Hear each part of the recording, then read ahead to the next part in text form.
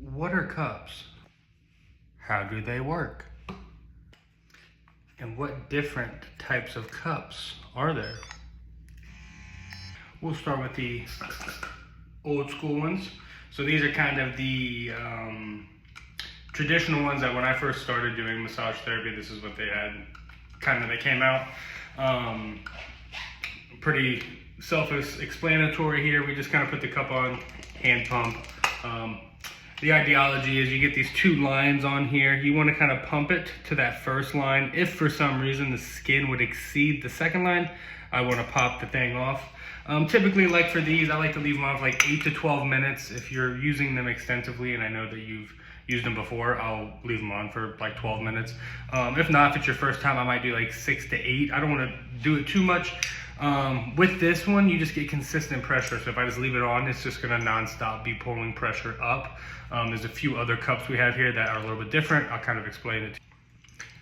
So we have the old school kind of cup here, like I was showing you, and then we have the more like newer one. These are the automatic ones. They have red light therapy in them. So for these ones, you kind of just turn them on, kind of start sensing.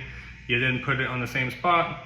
You see the red light therapy kick on, and then you can kind of see it's going to actively suck, release, and slowly as it like lets air out, it's able to pull more skin. Now, as you can already see, possibly that's already got like a decent amount of skin in it. If I was to leave this on for the full time, typically this whole cup gets full. Reason being is it's not holding just non-stop pressure. This one's able to hold suction, release air, and then gather up more tissue. It's able to get like a better release essentially, whereas these ones, you're just kind of stuck with whatever pressure's in it, and as that tissue releases, it will sometimes again rise. I very rarely see it get to the second line, and typically only goes to the second line because of adipose tissue, like fat tissue. So it's very rare that you're gonna get to the second line on this. So with those, you're still getting like this really large release, but you're doing it in a more effective way. And then with the red light therapy, obviously the red light's gonna help speed up things at a cellular level and help you kind of recover just a little bit quicker. Is one better than the other? Depends what day of the week it is. I think personally, I like the red light therapy cups just because of the automatic suction. I feel like it's able to do like knead the tissue and almost get a better, more effective release rather than the old school ones, which are just stagnated and consistent on the pressure. But what I do like with the old school ones is I like to put like multiple, let's say in like your neck, shoulder area, and then have you do some active movements and whatnot. I do like using the old school ones for that because the suction is really strong. I don't leave them on for as long, but we still put you through like functional range of motion, and that's gonna help functionally release the tissue in the same pattern that you're gonna use it.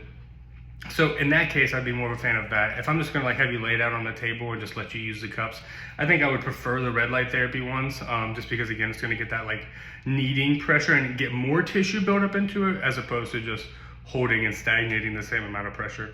But one's not necessarily better than the other. We utilize both here in the office. So I think that either one would be good. It just kind of depends on what the application is. For us, I think you're still gonna get the results that you're looking for. I always tell people for the newer ones, you usually don't have the circles for as long. It tends to, with the red light therapy, break up that darker tissue there first. Whereas the old school ones, again, we're just holding non-stop pressure, so you get a lot of blood to pool at once, and then it stagnates, so you get that darker circle for longer. So sometimes too, like cosmetically, sometimes people don't want the spots that long, so that's a better way to do it. Also, while we're talking about it, the little blood pooling I was talking about, that's just where like the capillaries are bursting. So a lot of people come in and say, I don't want bruises on me. They're not bruises. Like a bruise is an impact. If I punched you, you get a bruise. These are where like capillaries are bursting. When those capillaries burst, which are just little bitty veins, a superficial part of the skin, those burst and that blood kind of pools, and then your body like reabsorbs that and then uses all the nutrients and things for good. I tell people it's like water and soil to like a plant. Like as the water pools in, sometimes the plant doesn't absorb it right away, but as it needs it, it'll absorb it right away. If it needs it later, it'll wait and absorb it. So the body will do the same thing. It won't necessarily get rid of it right away, but sometimes it'll slowly get rid of it, and that's just kind of part of the process, but it's not a bruise. So if you're interested in cupping, stop on by. We'd be happy to add it on to one of your current services, or you can just come in and get cupping therapy as a complete separate service. So come on by, check us out, 1018 Delta Ave, Suite 301. come by, check us out. We got multiple other services, but stop by, try the cupping, see what it's all about.